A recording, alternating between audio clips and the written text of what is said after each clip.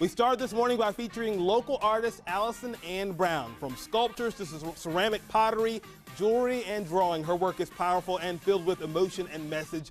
We are delighted to welcome Allison and Brown into Studio 62 this morning to talk about her beautiful work. Good morning to you. Good morning, how are you? Always good to have you. I know every time I see, especially I've seen her a couple of times, and she just strikes a punch to you for sure.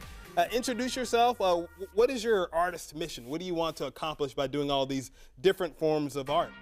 Well, art just is something I've been doing for a long time. It really has nothing to do with like a mission. It kind of evolved. I'm always looking for some sort of human emotion that I want to tap into and some sort of communication, basically. You're from the upstate, kind of grew up here, and went to art school?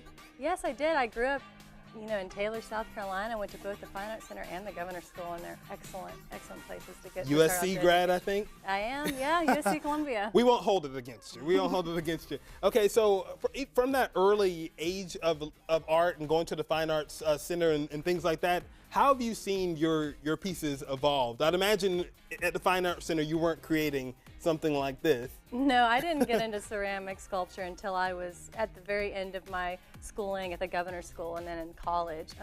It kind of started out as a learning process, getting to learn the basics, and then it evolved from there into something more conceptual and more complicated. I really like a challenge, so I kept challenging myself with really difficult techniques until I started making this. We're looking at the grandfather tree, and I want to make sure that people pay attention to this. It got a lot of buzz online, and when the show happened at Taylor's Mill, it got a lot of buzz. This is a collaborative piece that you did. Tell us about this. Yeah.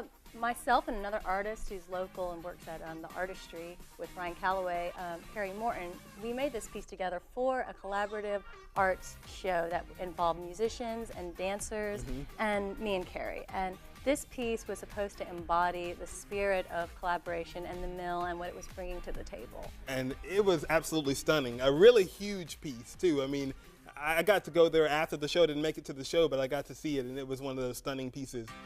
Take us through some of the pieces you have here today. Let's start with her because she's just so striking and stunning. What do you want us to take away from this image and this sculpture? Well, this piece is named Hatshepsut, which is the name of an Egyptian pharaoh who was a female, one of the only few in history.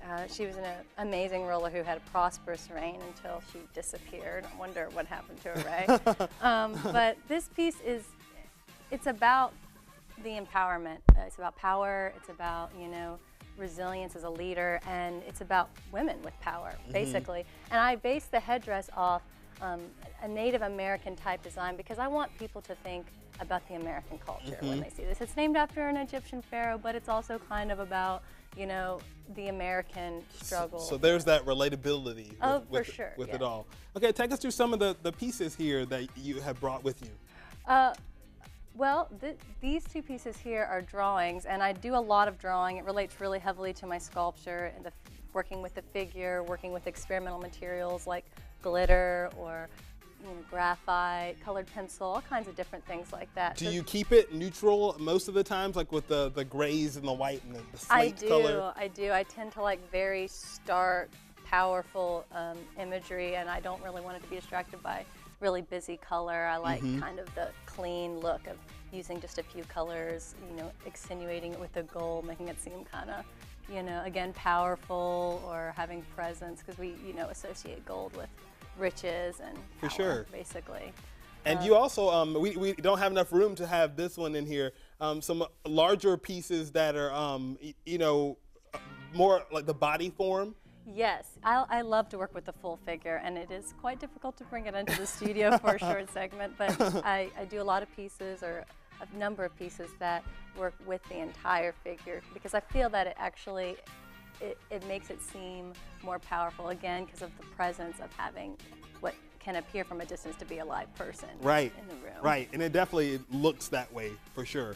Any piece on here that has a particular meaning to you? We have 30 seconds, and we're going to bring you back, and then we're going to break out the jewelry, because your jewelry is so phenomenal. I think people are really going to like that. Any piece here that has a special meaning to you?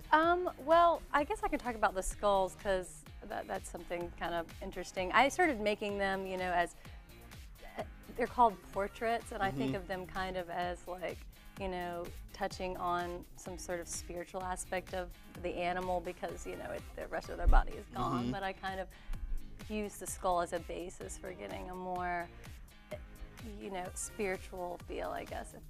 It's difficult to explain. Yeah, It's an ethereal series for me, for sure. Awesome. Well, we're going to have you back in just a few minutes to break out some of the jewelry, and we'll tell people they can always go to your website, AllisonandBrown.com. You're over in Taylor's Mill, so you're always working there. We have you for a little while longer in the upstate before you leave and go to your residency. So we'll have you back in just a few minutes to break out some of your other pieces, which are, you know, even more different than what we have here, for sure. Thank you so much, Allison and Brown. Come back and see us in just a few minutes.